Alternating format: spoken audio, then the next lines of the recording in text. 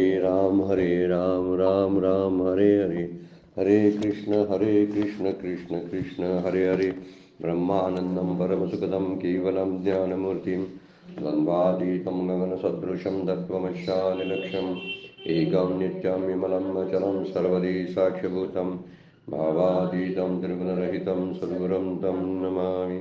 नमामि सद्गुरु शान्तं सच्चिदानन्दविग्रहं पूर्णब्रह्मपरानन्दैशम् आनन्दीवल्लभं सद्गुरो सच्चिदानन्दं केवलं करुणाकरं ज्ञानयोगेश्वरं वन्दे ज्ञानदेवापुना पुनः।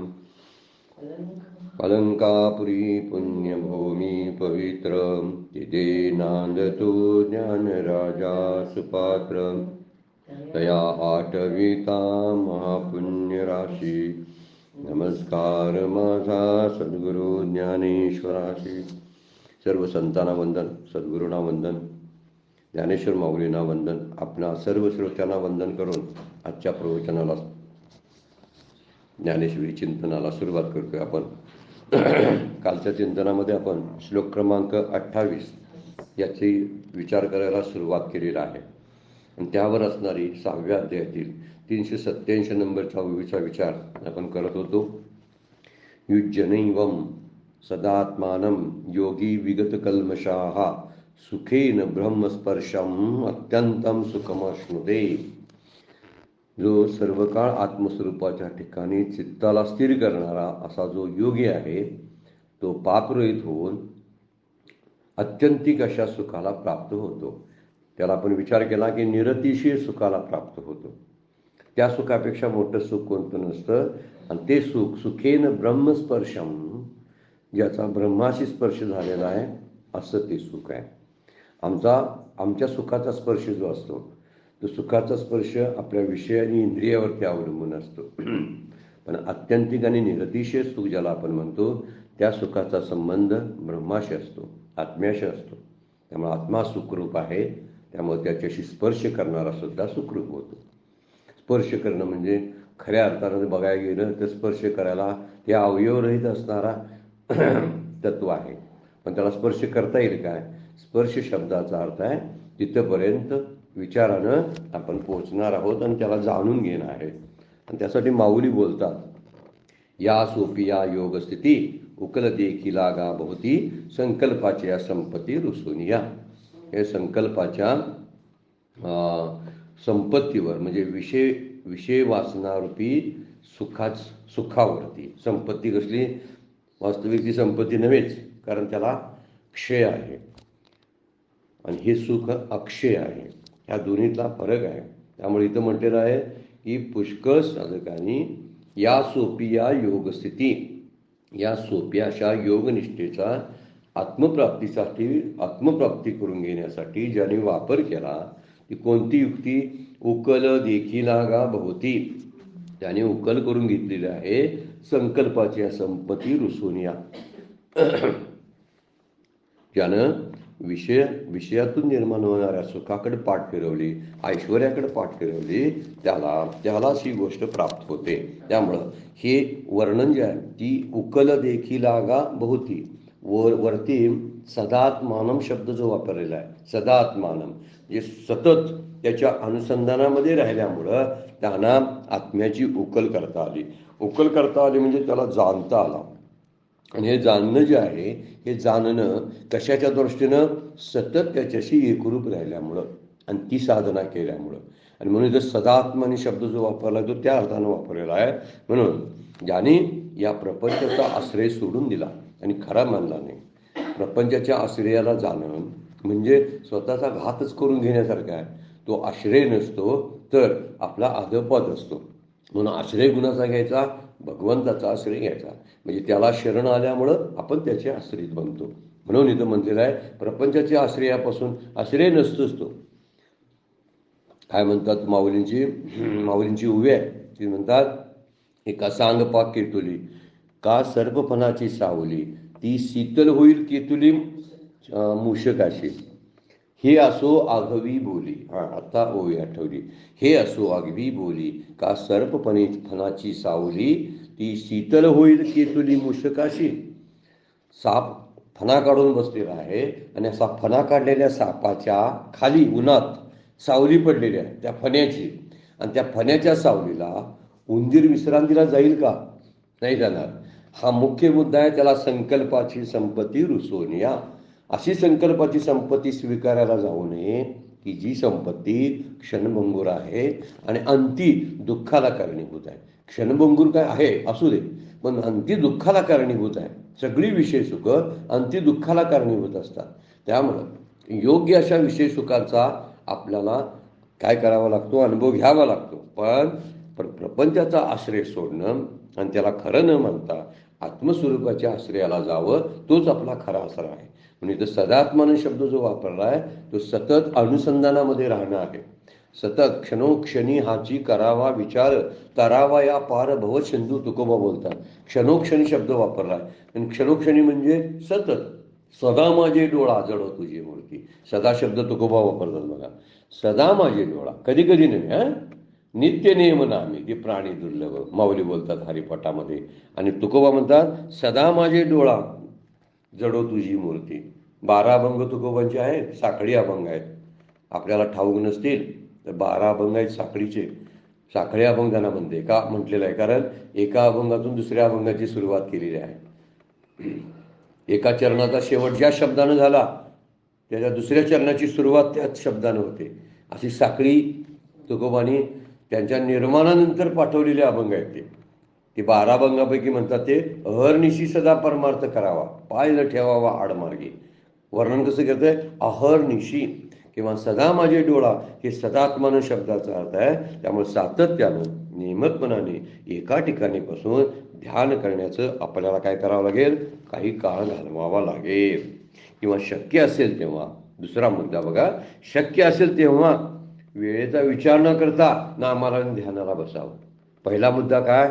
वेळ काढून नियमितपणाने एका ठिकाणी आपण आसन घालून नाम आणि ध्यानाचा अभ्यास करावा.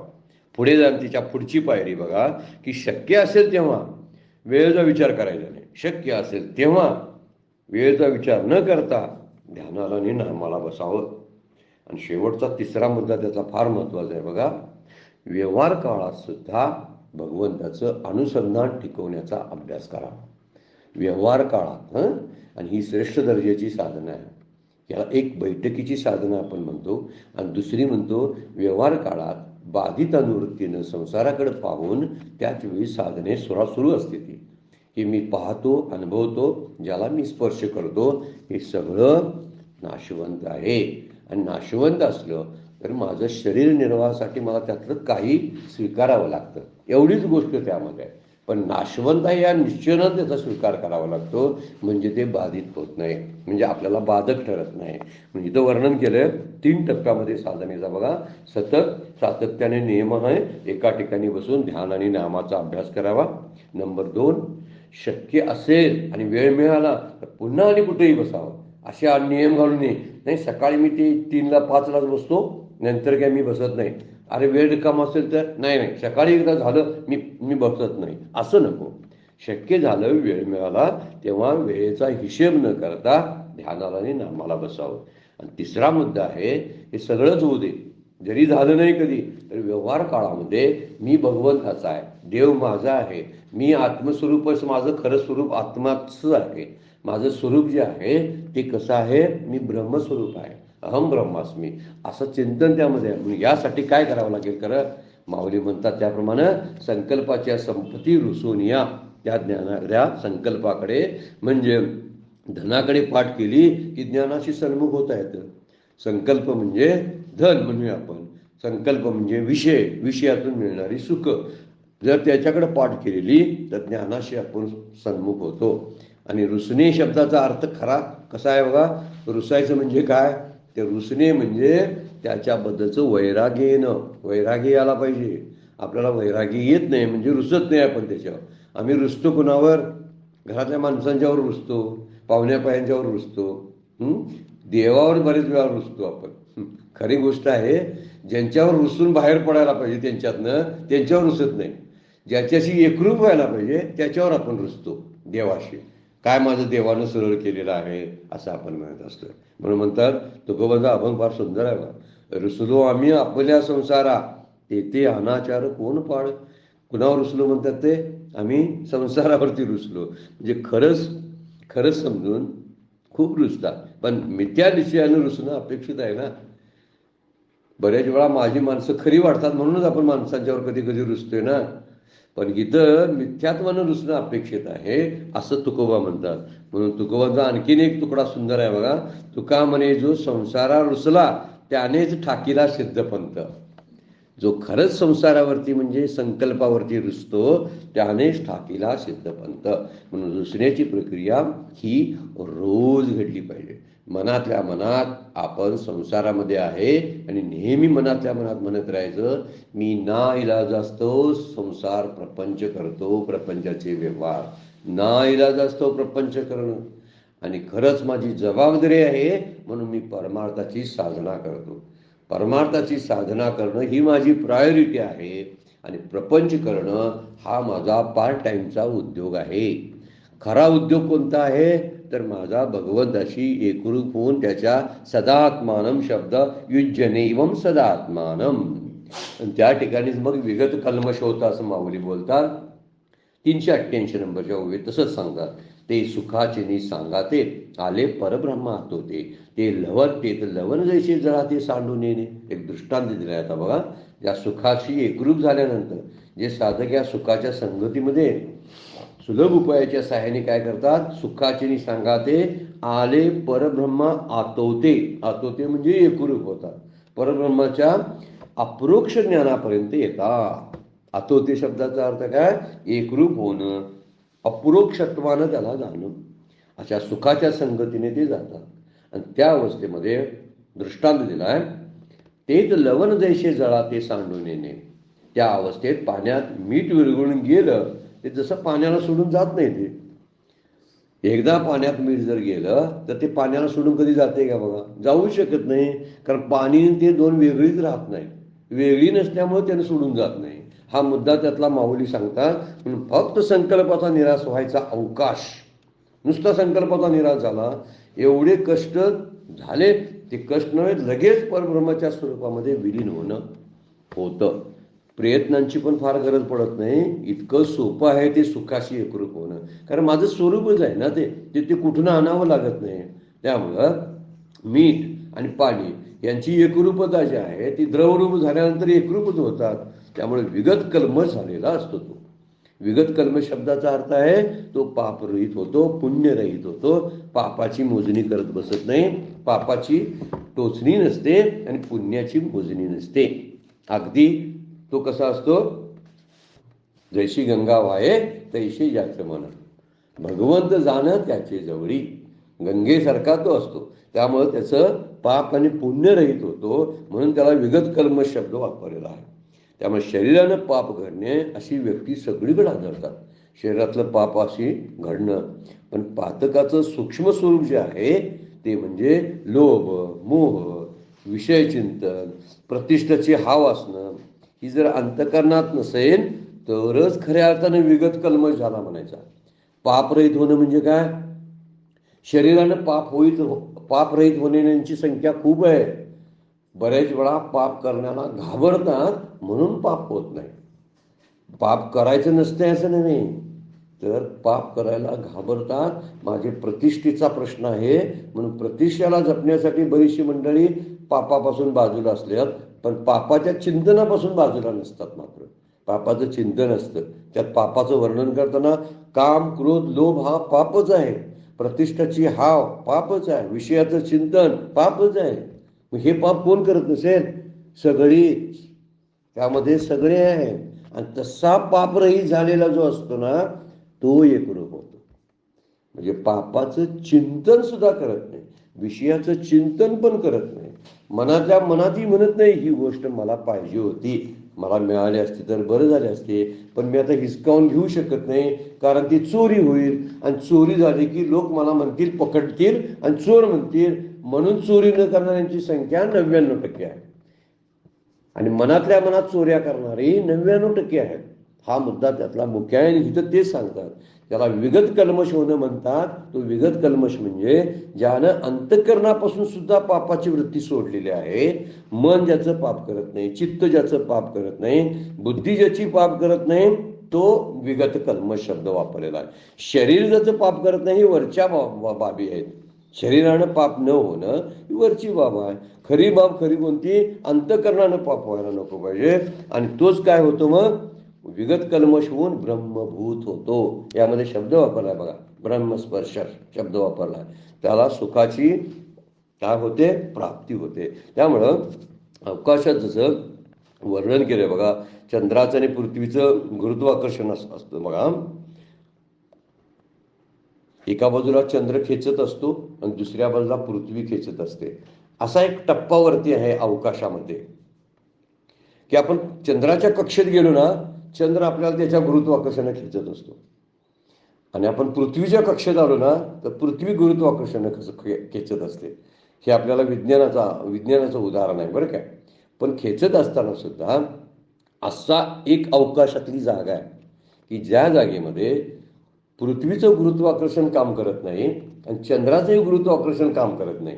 असा मधलाच टप्पा रिकामाच राहतो. तो तिथं गुरुत्वाकर्षण नसतं. तिथे जर समजा एखादी वस्तू गेली तर ती तिथेच अवकाशात लोंबकळत राहते. जर चंद्राकडच्या आकर्षणाला जात नाही किंवा पृथ्वीच्या आकर्षणाला जात नाही. पृथ्वीच्या आकर्षणात आलं की खाली पडणार, म्हणजे पृथ्वीवर पडणार. आणि चंद्राच्या आकर्षणात आलं तर चंद्रावर जाऊन पडेल. हा दोन्हीचा फरक आहे. शास्त्रज्ञांनी अलीकडे त्याचाच उपयोग करून बरीचशी संशोधनं जी आहेत त्यावर आधारित आहे. हा विचार आहे. चंद्र जवळ येतोय पृथ्वीच्या म्हणूनच लाटा निर्माण होतात समुद्रामध्ये. समुद्रामध्ये भरती येते तो पौर्णिमा असते. आणि चंद्र दूर जातो म्हणूनच समुद्राचं पाणीला ओहोटी होते, कारण आकर्षण संपते म्हणून. किती शास्त्र बरोबर सांगते बघा. आपल्याला तो मुद्दा नाही. आपल्याला विचार काय करायला लागलोय? अशी एक कक्षा आहे की ज्या ठिकाणी चंद्र आणि पृथ्वी दोन्ही त्याला आकर्षित करत नाही. अशी एक कक्षामध्ये यावं साधकानं की त्या ठिकाणी परमार्थाच्या साधनेमध्ये सुद्धा तो अडकलेला नसतो आणि प्रपंचाच्या क्रियासुद्धा त्यानं बंद करून टाकलेल्या असतात. ती केवढी अवकाशातला असेल बघा. मग कधी या ठिकाणी ते गुरुत्वाकर्षण सोडलं तर कोणतं? चंद्राचंही गुरुत्वाकर्षण सोडायचं आणि पृथ्वीचंही गुरुत्वाकर्षण सोडायचं आणि एकच आकर्षण ठेवायचं. त्याला गुरु आकर्षण म्हणतात. गुरुच्या आकर्षणामध्ये यायचं. गुरूंच्या आकर्षणामध्ये आपण आलो की बरोबर मध्यभागी त्याला संसारही त्रास देत नाही, प्रकृती प्रवृत्ती निवृत्ती दोन्ही ओझी न घे मती, असं माऊली सांगतात 12व्या अध्यायामध्ये. त्याचा अर्थ तोच आहे. म्हणून अशा अवकाशामध्ये अशा एका त्या ठिकाणावर यावं की ज्या ठिकाणी सगळी आकर्षणं मला आकर्षित करणार नाहीत. विषयातले कुठलीही सुख मला आकर्षित करणार नाहीत. या ठिकाणी म्हणणं की सगळ्या आकर्षणापासून बाजूला राहणं. इथे एक शब्दाने वरती येतो. सुखानं एकरूप होतो. त्याला शब्द वापरला आहे सुखेन ब्रह्मस्पर्शम. ब्रह्मस्पर्शम शब्द वापरला आहे. कसा? सुखेन. आणि म्हणून म्हणलेलं आहे अनायशे. सुखेन म्हणजे सहजपणानं तो ब्रह्मस्पर्शम होतो, म्हणजे ब्रह्माच्या स्पर्शानं स्पर्शित होतो. मागे आपण दुसऱ्या अध्यायामध्ये एक श्लोक बघितला होता. मात्रा स्पर्श कौंतेय काय म्हणलेलं? आगमापायी अनित्यम तान तितिक्षस्व भारत. कुणाकुणाचा मात्रा स्पर्श म्हणजे काय? इंद्रिय आणि विषय यांच्यातून निर्माण होणारा एक स्पर्श असतो. आणि त्या स्पर्शामध्ये काय होतं तर त्यांचा संयोग झाला की सुख दुःख अनुभवायला येतात. आणि हे स्पर्श क्षणिक सुख देणारे असतात. कशाचे? मात्रा स्पर्श जिथं होतो तिथं क्षणिक सुखाचा अनुभव येतो. कारण मात्रा स्पर्श म्हणजे विषय आणि इंद्रिय यांच्या संयोगातून निर्माण होणारे सुख. हिथं जे भगवद्गीता शब्द वापरते सुख सहजपणाने मिळणार ते सुख आहे. माऊली म्हणतात ते सुखाचे सांगा ते आले परब्रह्मा आतोते. त्याचाच अर्थ असा होतो की तो सहज, त्याला ब्रह्मस्पर्शम असा शब्द वापरलेला आहे. हे स्वरूप वेगळं आहे. कारण हे सुख जे आहे हे ब्रह्माच्या सान्निध्यामध्ये प्राप्त होणारं, आत्म्याच्या एकरूपतेमध्ये प्राप्त होणार आहे. त्यामुळं ते क्षणभंगूर नाही आणि नाहीशी होण्याचं परत भय नाही. ते सुख नाहीसं होत नाही. एकदा जर प्राप्त झालं तर ते नाहीसं होत नाही. एकदा मिठाचं पाणी झालं की ते मीठ वेगळं करता येत नाही. तसं हे सुख एकदा प्राप्त झालं तर नाहीच होण्याचं भय नाही. दुसरी गोष्ट, मिळवायला कुठेतरी दूर जावं लागत नाही. म्हणजे या गावामध्ये आहे, म्हणजे मुंबई दिल्लीमध्ये जावं किंवा इंग्लंड अमेरिकेमध्ये जावं लागतं रे बाबा, आत्मसुख त्याशिवाय मिळणार नाही. सगळ्यांनी गर्दी केली असती मग अशा ठिकाणी की तिथं आत्मसुखाचा बाजार भरलेला आहे म्हणे, म्हणून देव बाजारचा भाजीपाला नाही. शब्द जो वापरतात की ते किती सोपा शब्द वापरलाय बघा. मला वाटते कोणते सावंता माळीने किती सोपा शब्द वापरलाय. देव बाजार काय, मला वाटतं यांचा, मला वाटतं गाडगे महाराजांचा अभंग असावा, असू दे कोणा तरी, कुठल्या तरी संतांचा आहे. देव बाजारचा भाजीपाला नाही रे. ह्या देव या शब्दामध्ये आत्मतत्व जे आहे, आत्मसुख जे आहे, एवढं सोपं नाही हे सांगायचं. आणि ते सांगताना जर आत्मसुखाची प्राप्ती झाली ब्रह्मस्पर्शम होऊन, तर ते सुख जे आहे ते अक्षय सुख असतं, ते निरतिशय आनंद असतो, ते जाण्याचं भय नसतं. त्याच्यासाठी कुठंतरी जावं, आणायला जावं लागत नाही, कारण ते माझं स्वरूप आहे, ते नित्य आहे, त्याचा वीट नाही. यासारखं दुसरं काही नाही. वीट नाही म्हणजे काही त्याचा कंटाळा येत नाही. नाम गोड पुरे कोड सकळ, रसना येरा रसा विटे, घेता घोट अधिक आहे. हेच जर सेवन केलं अधिक घ्यावं असं वाटतं. आणि रसना एरा रसा विटे, तुकाराम महाराज म्हणतात, प्रपंचातला कुठलाही रस सेवन करा, त्याचा कंटाळा येतो. माणसं भेटलीच नाहीत म्हणून बोलवून घेतात, बघूच वाटते तुला, बघूच वाटते. बघायला आल्यावर एकामेकाला मिठ्या मारतात, 15 मिनिटं गप्पा मारतात, कसं तुझं अमकं. अर्धा तास गेला की त्यांच्यात लांब व्हायला चालू होतं. परत जर समजा तो राहिले एखादी व्यक्ती तर आणखीन खूप बोलणं होतं. मग वाटते आता हे दुसऱ्या दिवशी जाणार आहेत काय, कधी जाणार आहे. अगोदर वाटत होतं ना, यांनी यावं, भेटावं, माझ्याशी गप्पा माराव्यात, यांच्याशिवाय मी राहू शकत नाही. नुसत्या ह्या विषय सुखात त्याला काही कळत नाही म्हणून तो बोलतो की ह्यांच्याशिवाय राहू शकत नाही. नंतर म्हणतो ही गेली तरच मी राहील, नाहीतर माझा अवघड आहे. किती उलट सगळं मनुष्य प्राण्याचं सगळं चालू असतं. याचा अंदाज घेतला की आपल्या लक्षात येतं की कुठलं सुख यातलंय. रसना एरा रसा विटे, घेता घोट अधिक हे, अनेक रसा मरण गाठी, येणे तुटी संसाराशी. या सुखाची प्राप्ती झाली ना, नाम सुखाची, की संसार बाधित होतो. म्हणून याला वीट नाही, याच्यासारखं दुसरं नाही, असं ते सुख आहे. पैगा अनेक हे कियाचे, जे हाता आले तरी न वचे, आणि अनुभविता काही न वचे, वरे विटे ना. माऊलीची ओळीच आहे 9व्या अध्यायामध्ये, मला वाटते सुरुवातीला आहे ओळी बघा. काय राजगुहे, त्या तो जो श्लोक आहे ना, दुसरा श्लोक आहे 9व्या अध्यायातला, त्या श्लोकावरची माऊलींची ओवी आहे. मला वाटतं 54 नंबरची ओवी आहे. पैगा अनेकी एक याचे, याचं एक गंमत सांगतो म्हणतात माऊली या सुखाचे. जे हाता आले तरी नवचे, एकदा हातात आलं तर सुटून जात नाही. माणसं जशी मला सोडून जातात तसं ते सोडून जात नाही. देव मला सोडून जात नाही. देव कनवाळवा आहे, करुणासागर आहे, तो मला सोडून जात नाही. माझे नातलग सोडून जातील, मित्रमंडळी सोडून जातील, जग सुटेल माझ्याकडून, तो सुटत नाही. म्हणजे तो माझ्याजवळ असतो. आणि अनुभविता, जर याचा अनुभव घेतला आणि मजेत राहायला लागलो तर संपत नाही. काही न वेचे म्हणजे खर्च होत नाही, ते त्याला वे नाही. वरी विटेही ना, ते विटत पण नाही. विटणे म्हणजे काय, कंटाळा येणे, त्याचा कंटाळा येत नाही.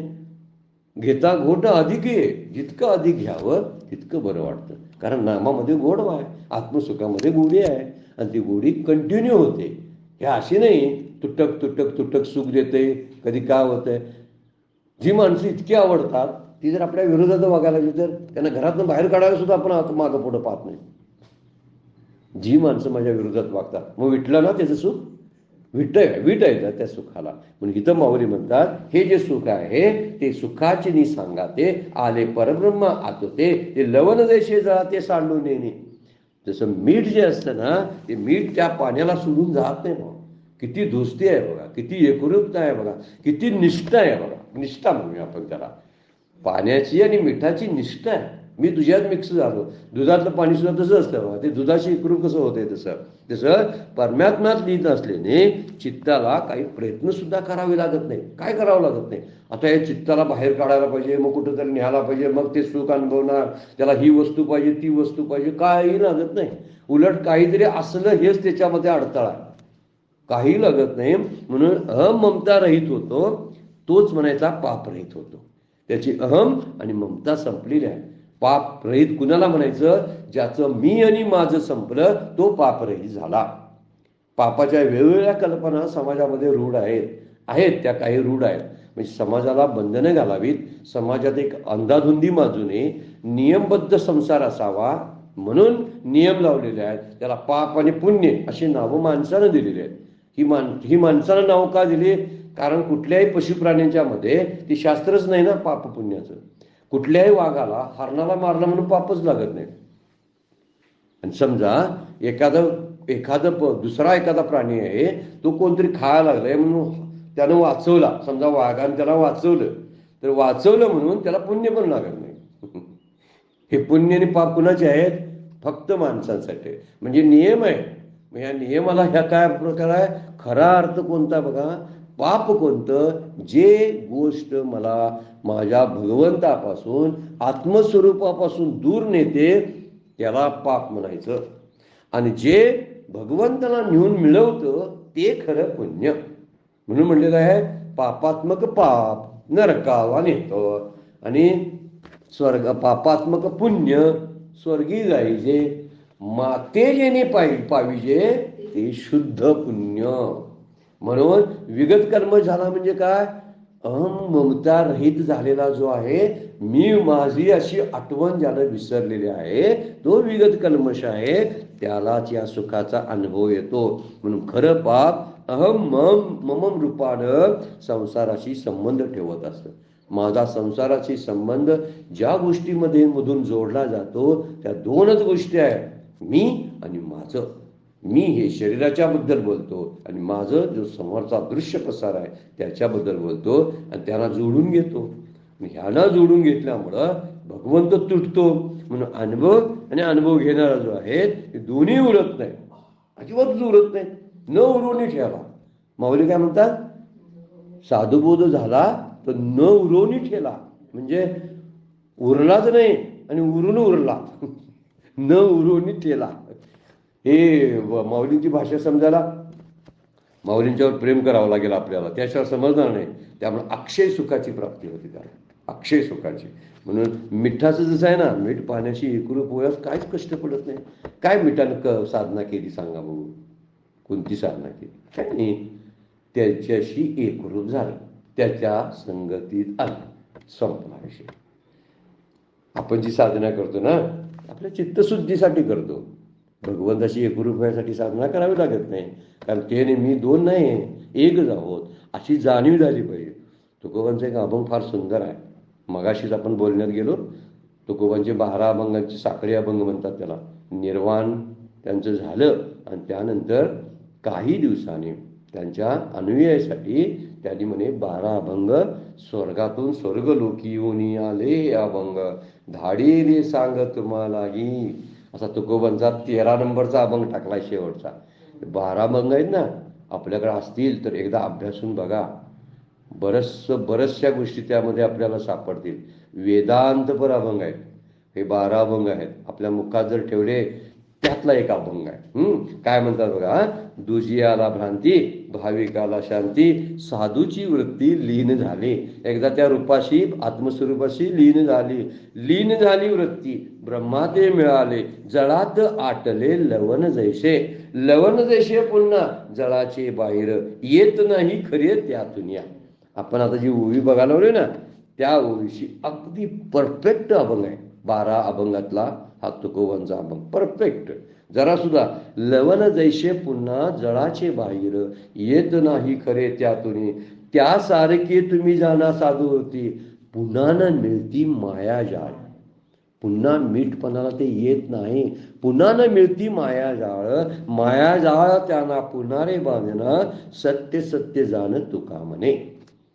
फार सुंदर अभंग. मला वाटते 10वा किंवा 11वा अभंग आहे. 11वा अभंग असं. काय बाय? दुजियाला भ्रांती भाविकाला शांती. हे अभंग 12 अभंग आहेत ना, आपल्या गातेमध्ये सापडत नाही. गातेमध्ये त्याचं वर्णन केलेलं नाही. कारण तुकोबांच्या निर्वाणानंतर हे मिळालेले अभंग आहेत. त्यामुळे बरेचसे लोक म्हणतात ते तुकोबांनीच पाठवले आणखीन क्षपक अभंगासारखा प्रकार आहे. परंतु आपण कुणी पाठवले कधी बघायचे नाही. जे आहेत ते तुकोबांचे समजून आपण जर अभ्यासाला लागलो तर आपला विचार आपण करायचा, कुणी लिहिले याचा विचार करायचा नाही. माझ्या साधनेसाठी त्याचा उपयोग होतो का, म्हणून अभंग बघण्यासारखा आहे बघा. तसाच अभंग आपण याच्यामध्ये मगाशी बघितलं ना, एकदा त्याच्याशी एकरूप झाला पुन्हा येत नाही. म्हणजे साधुबोध झाला तो नरुनिया ठेला, ठाईचं मुराला अनुभव. माऊलीचं बोलतात ते सुखाची सांगा ते आले परब्रह्मा आतोते. एवढ्यावरून ही उभी समजण्यासाठी आहे. देत लवण देशे जळा ते सांडून येणे हा दृष्टांत दिलेला आहे. हे सुखाची एक पद्धत अशी आहे की ते सुख त्याच्याशी एकरूप झाल्यानंतर पुन्हा दुःखाकडे घेऊन जात नाही ते. हा मुद्दा त्यातला. जसं लवण म्हणजे मीठ जे आहे ते मीठ पाण्याशी एकरूप झाल्यानंतर पुन्हा मीठपणाला प्राप्त होत नाही. तसा जीव जर ब्रह्मरूप झाला तर त्याची जीवदशा संपते. नुसती जीवदशा नाही तर दशा ज्या होतात आयुष्याच्या त्याही संपतात. दैनी जे असतं ते दैनी मावळून जातं. ही गोष्ट मुख्य आहे. मिठात काहीतरी असणार ना काळपटपणा, मिठात काहीतरी वेगळापणा असणार ना, त्याला घाण वगैरे चिकटलेली असेल, काय राहिली काही नंतर पाण्याशी एकरूप झाल्यावर नाही राहत. तसं मीठ पाण्याशी एकरूप झाल्यानंतर पुन्हा बाहेर येत नाही. तसा साधुबोध झाला, नुरवणिया ठाला, कापुराची वाती उजळली ज्योती, ठायेची समाप्ती झाली जशी तिथंच समाप्ती होते. समाप्ती म्हणजे जीवदशा त्याचा घातच होता. घात होतो तो जीवदशा संपून जाते असं माऊली बोलतात. 389 नंबरची ओळी, तैशे होय ते मेळी. वरच्या ओळीला धरून बोलले बरं का. कसं, तेच लवण जैसे जळा ते सांडून नेणे तैशे होय ते मिळी. कशी ओळी वाचायला लागते बघा अभ्यास करताना. अशी ओळी धरून त्याचं अन्वयन करून वाचलं ना की लगेच कळतं.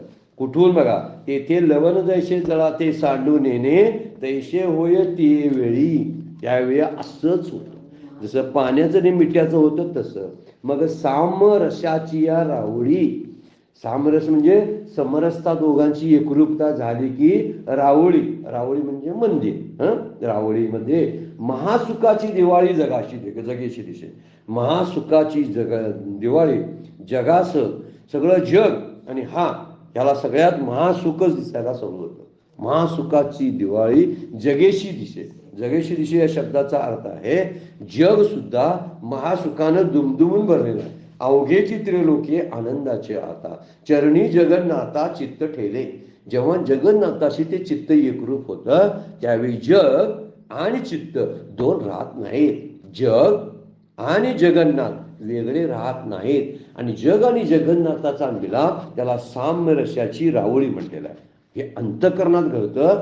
म्हणून मंदिर कुठलं तर हे अंतःकरणाचं मंदिर आहे. देह मंदिर, चित्त मंदिर. काय आपले का प्रार्थना आहे बघा मुलांची, देह मंदिर चित्त मंदिर. हे चित्त हे मंदिर आहे आणि या मंदिरामध्ये ही दिवाळी साजरी होत असते. हे आनंदाचे फटाके फुटत असतात आणि या फुलबाजी असे उडत असतात. उत्साहाचे प्रसन्नतेचे फुलबाजी उडत असतात आणि आनंदाचे फटाके फुटत असतात. काय सुंदर वर्णन माऊली करतात आणि कुठले कुठले दृष्टांत देतात यावर आपल्याला लक्षात येईल. संपूर्ण जगामध्ये त्याला दिवाळीच दिसते. कारण एकदा चित्त ज्याचं प्रसन्न होतं त्याच्यासाठी जग सुद्धा प्रसन्नतेचाच अनुभव आणून देतं. चित्त प्रसन्नम भुवनम प्रसन्नम, चित्त विषन्नम भुवनम विषन्नम असा एक संस्कृतमध्ये सुभाषित आहे बघा. चित्त प्रसन्न असेल भुवनम प्रसन्नम, जग प्रसन्न आहे. आणि चित्त जर रुष्ट असेल तर जग सुद्धा रुष्ट वाटतं. जगामध्ये सगळं दुःख भरलंय, मी दुःखी आहे. खरं दुःख ह्याच्या आत आहे अंतःकरणामध्ये. म्हणून जग दुःखी दिसतं. आपल्या ज्या पद्धतीचा आपण ज्या रंगाचा गॉगल घालतो त्या रंगाची सृष्टी आणि झाडं दिसायला लागतात आपल्याला. याचं कारण ते आहे. त्यामुळे जगामध्ये काय फेरफार झालेला नाही. जग प्रसन्न पण नाही आणि अप्रसन्न पण नाही. जग जसं आहे तसं आहे. प्रसन्न आणि अप्रसन्न मी आहे. मग मी अप्रसन्न असेल तर माझ्या प्रसन्नतेचा विचार करावा. जग प्रसन्न कसं होणार याचा विचार करू नये. जग प्रसन्न कसं व्हावं याचा विचार करणारे समाजसुधारक होतात किंवा काहीतरी मोठे कर्मवीर होतात, काय कर्मयोगी होतात. आणि मी प्रसन्न व्हावं याचा विचार करणारे जे होतात ते आत्मयोगी होतात. आपल्याला आत्मयोगी व्हायचं आहे की कर्मयोगी व्हायचं आहे. हा मुद्दा लक्षात घेतला तर माझी साधना वेदांत शास्त्राच्या अनुषंगानं त्याच दिशेनं अगदी व्यवस्थित सुरू राहते. म्हणून संपूर्ण जग हे प्रसन्नच आहे. माझी प्रसन्नता मी जर बघितली आणि जग आणि तो जगन्नाथ वेगळा राहत नाही. जग म्हणजे ज्याला आपण अंतःकरण म्हणूया. आता जेवढं जग बाहेर असतं तेवढं जग आतमध्ये असतं. माऊली तुकोबांचा आहे रात्रंदिवस युद्धाचा प्रसंग अंतर्बाह्य मन आणि जग. काय म्हणतात बघा, अंतर्बाह्य बाहेर एक जग आहे, आत एक जग आहे. बाहेरच्या जगाचा मला त्रास होत नाही, आतल्या जगाचा त्रास होतो. आम्ही बाहेर दुरुस्ती करायला जातो आणि आतली दुरुस्ती तशीच राहते. म्हणून इथं म्हणलंय जग आणि तो वेगळा राहत नाही. त्यामुळं ते अंतःकरण जे आहे ते अंतःकरण आनंदाचा डोह बनतं. त्यामुळं कुणी नमस्कार केला, दगड टाकला, कुणीतरी नमस्कार केला आणि एखादा खडा टाकला, किंवा कुणीतरी निंदा केली आणि मोठा पत्थर दगड त्यामध्ये टाकला, तरी तरंग आनंदाचे सुपडतात. कारण आज आनंद आहे, बाहेर त्यांना आनंद बघितलेला असतो. त्यामुळे अंतःकरणाच्या राऊळामध्ये, राऊळ म्हणजे मंदिर, अंतःकरणाच्या मंदिरामध्ये महासुखाची दिवाळी तू साजरी करत असतो. महोत्सव असतो त्याचा मृत्यू सुद्धा सोहळा, मृत्यू सर्वांगी सोहळा. बाबा बोरकरांची कविता आहे ना, धन्य निर्माल्याची कळा मृत्यू सर्वांगी सोहळा. हा सर्वांगी सोहळा कधी होतो माहिती आहे का? या देहाचं कचरा न होता निर्माल्य झाल्यानंतर. निर्माल्य कधी होतं? हे जर भगवंताला अर्पण झालं तर त्याला निर्माल्य म्हणतात. फुलं असतात सामान्य, पण जी भगवंताला अर्पण शिळी झाली तर त्याला निर्माल्य म्हणतात. शिळ्या झालेल्या फुलांना सुद्धा निर्माल्यत्व प्राप्त होतं, कारण ते भगवंताला अर्पित झालेत म्हणून. हे माझं मन, माझं चित्त, अंतःकरण जर भगवंताला अर्पण झालं तर त्याचा कचरा होणार नाही. माझं मरण सामान्य राहणार नाही, तो महासुखाची दिवाळी होईल. आणि तोच मुद्दा इथं म्हणतात. म्हणून अंतःकरणाच्या मंदिरामध्ये महासुखाची दिवाळी तो पाहत असतो. काय? महासुखाची दिवाळी जगेशी दिशे. त्यामुळे जगामध्ये वेगळं काहीतरी आहे आणि मी काहीतरी वेगळं आहे असं त्याची स्थिती राहत नाही. हे विश्वची माझी घरं, ऐशी मती जयाची तोर, अशी त्याचा अनुभवाचं रूपांतर होत असतं. त्यामुळं उदाहरण देतात बघा. पहिल्यांदा एकमेकाला भेटतात, त्यावेळी ओळख नसते, नुसतं भेटतात, एकामेकाकडे बघतात. पण रोज थोडी भेट व्हायला लागली की मग ते सेकंड पण करतात. हस्त आंदोलन होतं. एकामेकाला रोजच भेटणं सुरू झाल्यावर आता रोज भेटायल्यामुळं संवाद व्हायला लागतो. आंदोलनानंतर संवाद व्हायला लागतो आणि नंतर काय करतात, एकमेकाला भेटले की आलिंगनच देतात. हे आलिंगन आहे ना, ह्याला एकरूपता म्हणतात. अगोदर काय होत असते, एकमेकाला भेटणं, त्या आत्मतत्वाची ओळख करून घ्यायची. आत्मतत्वाची ओळख करून घेतली की हळूहळू रोज भेटायला काय पाहिजे. रोज भेटला म्हणजे नित्य नियमन आम्ही तो प्राणी दुर्लभ, रोज साधना सदा म्हणजे डोळा जडो तुझी मूर्ती. रोज भेटणं व्हायला लागलं की जवळ एकमेकाशी सेकांड करायला चालू करतात ते दोघे जण. कोण? जीव आणि सुख. जीव आणि सुख ही दोघं हे करतात, एकमेकाला सेकांड करतात आणि मग गप्पा मारतात. नामाने गप्पा होतात, ध्यानाने गप्पा होतात आणि एकरूपता साधली जाते. दोघं वेगवेगळी राहत नाहीत आणि आलिंगनापर्यंत जातं. त्याला ब्रह्मस्पर्शन शब्द त्यामध्ये वापरला. आणि माऊली इथं म्हणतात सामरस्याची या राऊळी. सामरस म्हणजे समरसता, त्याला ब्रह्मस्पर्शन शब्द आहे श्लोकामध्ये. तो माऊलीने इकडे वेगळा. महासुखाची दिवाळी सुखम अश्नुते, श्लोकामध्ये शब्द आहे सुखम अश्नुते. त्या सुखाची त्याला अक्षय सुखाची प्राप्ती होते. त्याला इथे शब्द वापरला महासुखाची दिवाळी जगेशी दिसे. जगाला महासुखाची दिवाळी दिसायला लागते. आणि काय होतं मग? ब्रह्मस्पर्शानंतर मागील साधनेचे कष्ट सुद्धा विसरत होतो. काय साधना केली असते, कुठं तीर्थयात्रा केलेली असतात, किती ग्रंथ चाचपडून पाहिलेले असतात, शास्त्र अभ्यासलेले असते, संतांच्या ठिकाणी लोटांगण घातलेली असतात, सद्गुरूंना शरण आलेला असतो, किती म्हणून साधना केलेली असतात. त्यावेळी किती त्यानं तप केलेले आणि कष्ट घेतले, सगळे कष्ट विरून जातात. आपण कुणाला तरी आपल्या जवळच्या माणसाला भेटायसाठी लांब जात असतो, किती प्रवासाचा शीण करतो, पण तो शीण जातो कधी? ज्यावेळी माझ्या प्रिय व्यक्तीला मी भेटलो, त्याच्याशी एकरूप झालो की माझा सगळा शीण निघून जातो. मागचं आठवत नाही, गाडी मिळाली नव्हती, उन्हात बसलो होतो, बॅगा चढवायला लागल्या, इथून तिथं आलो, जेवण व्यवस्थित नव्हतं, पाणी मिळालं नाही, सगळंच विसरते. माणूस भेटलं की. ज्याच्यासाठी मी बाहेर पडलो होतो ते भेटल्यानंतर ते सगळंच पाठीमागं विसरतं. तसं आहे, सगळे ब्रह्मस्पर्शानंतर मागील साधनेचं सगळं कष्ट विसरतो. आणि कष्टानं खरं विचार केला तर तेच आहे, कष्टानंतरची विश्रांतीच आनंदही असते. कष्ट न करता मिळालेले विश्रांती का उपयोगाची आहे? त्यात कसला आनंद असणार आहे सांगा. म्हणून म्हणून कष्टाचा विसर सुद्धा पडतो. म्हणून तुकोबा म्हणतात, भाग गेला शीन गेला अवघा झाला आनंद, माझा भाग आणि शीन मागचा गेला. किंवा तुकाराम महाराज म्हणतात ना, यासाठी केला होता अट्टास, शेवटचा दिवस गोड व्हावा, आता निश्चिंतीने पावलो विसावा, कुंटली या धावात कौतुक वाटे. आता मुद्दा महत्वाचा आपल्या संदर्भातला, कौतुक वाटे झाली या वेचाचे. झालेल्या कष्टाचं आता कौतुक वाटतंय. बघा, वास्तविक तो शीनदायी असतो. साधना म्हणजे काय साधे असतात काय? पहाटे उठावं, बसावं, आंघोळा सकाळी सकाळी कराव्यात, थंड पाण्याचा अनुभव घ्यायचा, एवढ्यातनं बसायचं, कुठेतरी मंदिरात प्रदक्षिणा करायच्या, टाळ्या वाजवत बसायचं, टाळ्या वाजवत बसायचं, आणि कुठेतरी भजनं गायची. अपार कष्ट आहे. आणि या कष्टानंतर ही दिवाळी साजरी होते. कौतुक वाटे झाली या वेचाचे, नाम मंगळाचे येणे गुणे. म्हणून आता भेट झाली ना, आलिंगन झालं, तुका म्हणे मुक्ती परे नेली नोवरी, आता दिवस चारीच खेळी मिळली. आता आमची भेट झालेली आहे, नवरा नवरी एकत्र मिळालेली आहे. तुका म्हणे मुक्ती नावाची नवरी वधू, तुका म्हणे मुक्ती परी नली नोवरी, आता तिच्याशी मी एकरूप झालो, ब्रह्मस्पर्शन. त्याच्याशी आता एकरूप झालो, आता येणं जाणं नाही, मिठातून मीठ बाहेर येत नाही आता पाण्यातून. आता एकरूपता झाली, मुक्तीशी त्या लग्न झालं, आणि त्यामुळे एकरूपता झाली.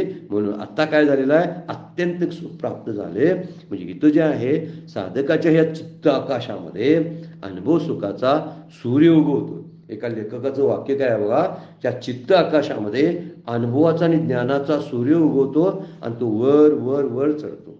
आणि मी रूपी जी सावली असते ना, ती मी रूपी सावली जसा सूर्य वर जाईल आणि मध्यानापर्यंत येईल, मध्यान म्हणजे ब्रह्मस्पर्श, त्या मध्यानापर्यंत आले की मी रूपी सावली आखूड होते, आणि सावली पायात येऊन दिसेनाशीच होते. म्हणजे मीची सावली, मी रूपाची सावली जी होती, त्या चित्ताकाशामध्ये सूर्य, ज्ञानाचा सूर्य उगवल्यामुळे, महासुखाचा सूर्य उगवल्यामुळे, तो माध्यानेपर्यंत जेव्हा सूर्य येतो, तेव्हा हळूहळू हळू ती मी रूपाची सावली पायात येते आणि दिसेनाशीच होते.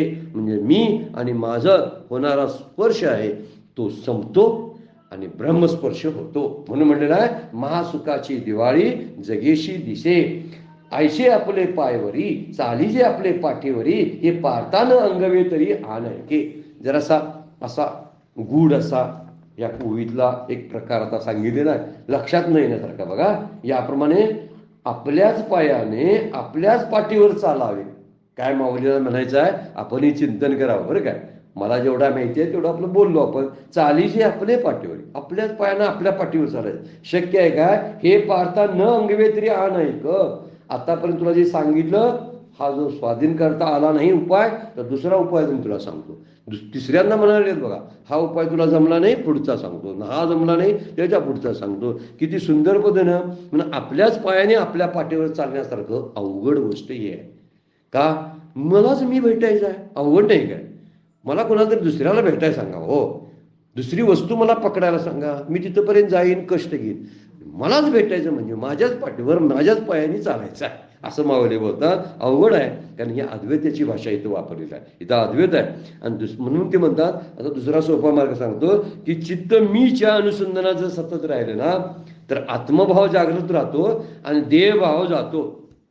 स्वामी माधवानंदांनी बोलतात काय बघा, स्वामी माधवानंदांनी सांगितलेलं आहे, आत्मभाव जागृत झाला की देहभाव निघून जातो, आणि देहभाव काय करतो, आपल्याकडे पाठ करून जातो. म्हणजे देहभावाच्या पाठीवर आत्मस्थितीचे पाऊल पडते. माधवानंदांचं चिंतन आहे बरं काय. आपण आपल्या पद्धतीने चिंतन करावं. माऊलींचं गूढ ओवीचा अर्थ आहे तो, आपल्याच पाठीवर आपलं पाय, या शब्दाचा अर्थ आपणच आपल्याला जाणणं फार अवघड असतं. दुसऱ्याला जाणणं सोपं असतं, पण आपलंच आपल्याला जाणणं अवघड आहे. म्हणूनच माझंच मला ज्ञान झालेलं नसतं. फार सुंदर असा विचार माऊलींनी गूढत्वानं सांगितलेला आहे. जे लोक नित्य नियमानं शास्त्राभ्यास करतात, नामसाधना करतात, ध्यानाचा अभ्यास करतात, त्यांना ह्यातलं गुपित कळेल. अन्यथा असंच मग बोलाचे बोला चिकडी बोलाचा बापे असं होऊ शकतं.